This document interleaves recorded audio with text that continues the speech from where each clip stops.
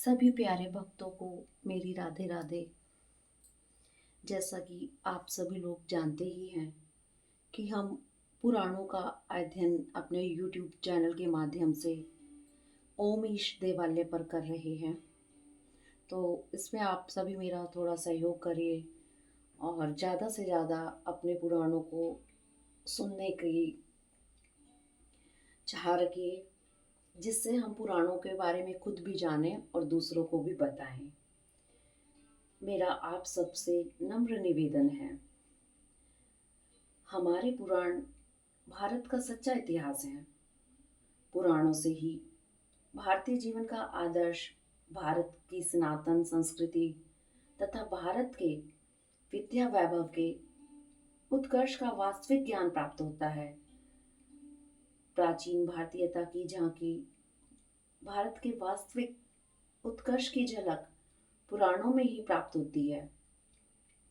पुराण न केवल इतिहास हैं, अपितु वेद के गूढ़ तत्वों की अनुपम व्याख्या भी हैं। इसमें विश्व कल्याण के त्रिविध उन्नति का सुंदर सोपान प्रस्तुत किया गया है।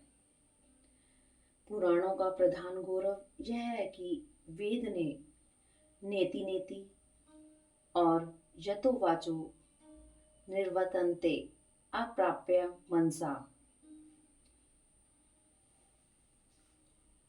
सह कहकर जिस परम तत्व का प्रतिपादन किया है, पुराणों ने उसको सर्वसाधारण के समक्ष सगुण साकार रूप में लाकर उपस्थित कर दिया। पुराणों के भगवान दीनबंधु, अनाथनाथ तथा पतित पावन रूप में जीवन मात्र के अभिन्न सहयोगी तथा दुख दर्द के सच्चे साथी हैं। हरिवंश पुराण वेदार्थ प्रकाशक महाभारत ग्रंथ का अंतिम पर्व है। इसमें महाभारत के अंतिम 3 पर्वों को सम्मिलित किया गया है। हरिवंशतः पर्व पुराणम खिल संगीतम, इसलिए यह हरिवंश पुराण और हरिवंश पर्व इन दोनों नामों से विख्यात है। यह हरिवंश पर्व विष्णु पर्व और भविष्य पर्व 3 भागों में विभक्त है। भविष्य पर्व में इसके पठन पाठन और श्रवण की महिमा बताते हुए कहा गया है, जो फल 18 पुराणों के सुनने से मिलता है, वह अकेले हरिवंश पुराण को सुनने से ही प्राप्त हो जाता है।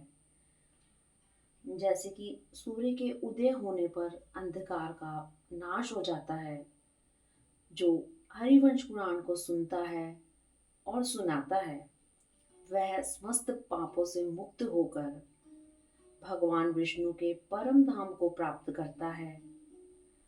और सबसे बड़ी बात तो यह है कि पुत्र प्राप्ति की कामना से तो हरिवंश पुराण के श्रवण की परंपरा भारत में चिरकाल से ही प्रचलित है। इसके श्रवण से पुत्रहीन को पुत्र और निर्धन को धन की प्राप्ति होती है। तो हमें अपने पुराणों का निरंतर अध्ययन करते रहना चाहिए। चाहे आप एक श्लोक रोज पढ़ें, लेकिन किसी भी पुराण को उठाकर आप श्रवण करने के माध्यम से, पढ़ने के माध्यम से, जिस तरह भी संभव हो सके, निरंतर अपने घर में अपने पुराणों का सेवन करते रहना चाहिए।